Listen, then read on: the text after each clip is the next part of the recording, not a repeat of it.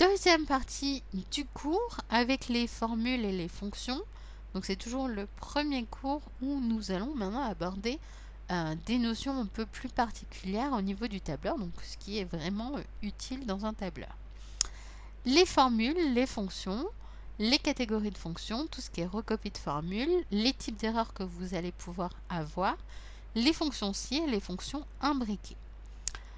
Ici, nous avons un exemple avec un classeur qui va nous permettre de savoir quelle est la dernière date de sauvegarde de mon système, quel est mon dernier scan disk, comment je détecte les virus, quand est-ce que j'ai détecté les virus la dernière fois, quand est-ce que j'ai défragmenté mon dernier disque dur, etc. Et tout ça va s'effectuer de manière automatique avec la fonction suivante, égale si, et blablabla. Donc les fonctions peuvent vous servir à savoir si vous devez sauvegarder vos données rapidement ou pas pour éviter d'oublier les choses. Si vous n'avez pas de logiciel dédié qui fait ça de manière automatique. Formule et fonction. Donc une cellule peut contenir une formule étant une donnée. La barre de formule, donc on vous rappelle, c'est celle qui contient f de x epsilon égale et la zone de formule. Et juste avant, vous avez la zone de nom. Si vous ne l'avez pas, vous allez dans le menu affichage barre de formule ou dans barre d'outils, barre de formule, vous devez le trouver aussi. Donc elle s'affiche juste au-dessus de votre feuille avec donc vos colonnes et vos lignes. Une formule débute toujours par le signe égal. Si vous oubliez le signe égal, il ne considérera pas que c'est une formule. Donc il ne vous fera pas ce qu'il faut faire à une formule, c'est-à-dire afficher le résultat de l'opération. Un exemple ici, nous avons dans la cellule A1, 2, dans la cellule A2, 3. Dans la cellule A3, on fait l'addition entre A1 et A2, on obtient 5. Donc on a écrit une formule, il nous affiche le résultat de l'opération. Une formule peut avoir comme opérateur tous les opérateurs arithmétiques que vous connaissez, plus, moins, multiplier et diviser. L'ordre des parenthèses et l'ordre des opérateurs est la même que celle que vous utilisez en arithmétique. Vous pouvez avoir des constantes ou des références. Donc les références, c'est l'appel à l'adressage de la cellule, A1, A2, B1, B2, etc. La constante, ça va être le chiffre que vous allez écrire.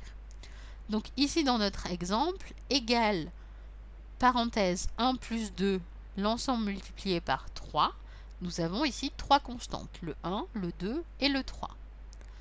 Ici, égale 1 plus 2 fois 3, nous allons d'abord faire 2 fois 3 et ensuite lui rajouter 1. C'est la priorité des opérateurs. Mais nous avons aussi trois constantes. Ici, nous avons A1 plus 3, nous avons donc une référence, on fait référence à la cellule A1 et donc à ce qu'elle contient, et on lui ajoute la constante 3. Les fonctions. Alors, au niveau des fonctions, vous avez plusieurs choses possibles. Donc quand vous êtes en train d'écrire une fonction, vous avez cette petite chose qui va s'afficher qui vous permet de dire où vous êtes et ce qui reste à écrire à l'intérieur des paramètres. C'est un pseudo-assistant. Sinon, vous avez l'assistant qui est disponible par le f de x qui est ici. Donc ici, nous sommes en train de faire la somme de l'ensemble de la cellule, l'ensemble de la plage qui se trouve ici, donc de la cellule C2 à la cellule C4. Donc C2, 2 points, C4, ça nous indique qu'on a une plage, à laquelle on va ajouter aussi le contenu de la cellule A1. Formule avec des fonctions simples. Donc la fonction de base des tableurs, c'est la fonction qui va s'appeler sum. Vous avez la possibilité de faire trois choses avec la fonction sum, donc pour appeler cette fonction-là. Soit vous tapez directement le nom de cette fonction, donc égale sum, parenthèse, et vous sélectionnez vos données, vous refermez la parenthèse. Deuxième possibilité, vous écrivez directement tout, égale sum, parenthèse, B2, 2 points, C2, vous refermez la parenthèse. Troisième possibilité, vous utilisez le petit epsilon qui est ici, sur la barre de formule, donc là on vous l'a mis un peu plus gros, qui va vous permettre de calculer de manière automatique. Donc il va vous sélectionner des données, à vous de vérifier si c'est les bonnes données ou pas. À ce moment-là, vous resélectionnez si ce n'est pas les bonnes données. Si c'est les bonnes données, vous validez par la touche Entrée. Alors, une fonction implique généralement des paramètres. Donc les paramètres, c'est la valeur passée à la fonction. Chaque paramètre est séparé par un signe. Donc on a différentes sortes de signes. Les 2 points vont vous permettre de définir une plage. Donc ici, on a de A1 à A4. Donc on a sélectionné 4 cellules. La cellule A1, la cellule A2, la cellule A3 et la cellule A4. C'est donc une plage de cellules contiguës. Un autre exemple, donc toujours avec des plages de cellules contiguës, on a ici A1, 2 points, B4, ça veut dire qu'on sélectionne la cellule A1, mais aussi la cellule B1, la cellule A2, B2, A3, B3, A4, B4. Et on a sélectionné l'ensemble de notre plage de cellules. Vous avez une autre possibilité, c'est le point virgule. Le point virgule va vous sélectionner des cellules non contiguës. Donc si vous écrivez A1, point virgule B4, là vous faites plus appel aux 8 cellules comme on avait avec le cas du 2 points, mais à 2 cellules, la cellule qui s'appelle A1 et la cellule qui s'appelle B4. Vous pouvez évidemment mixer l'ensemble et faire des plages à l'intérieur des paramètres, mettre des points-virgules ou des 2 points, donc A1, point-virgule, B3 à C4. À ce moment-là, on a sélectionné 5 cellules en tout. Donc là, vous avez les cellules sélectionnées. Vous pouvez insérer une fonction à l'aide de l'assistant. Donc l'assistant, c'est le f de x qui est ici. Une fois que vous cliquez sur le f de x, vous avez l'assistant fonction qui va s'afficher de cette manière-là avec 2 onglets, l'onglet fonction et l'onglet structure. Sur l'onglet fonction, vous avez la possibilité de naviguer par catégorie. Donc ici, nous sommes sur toutes les catégories, donc nous avons toutes les fonctions correspondant à toutes les catégories.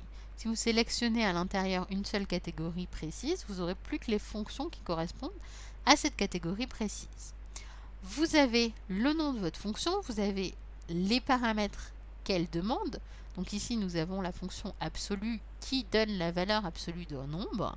Et donc, elle requiert à l'intérieur de ces parenthèses un nombre. Ici, nous avons la formule que vous êtes en train d'écrire.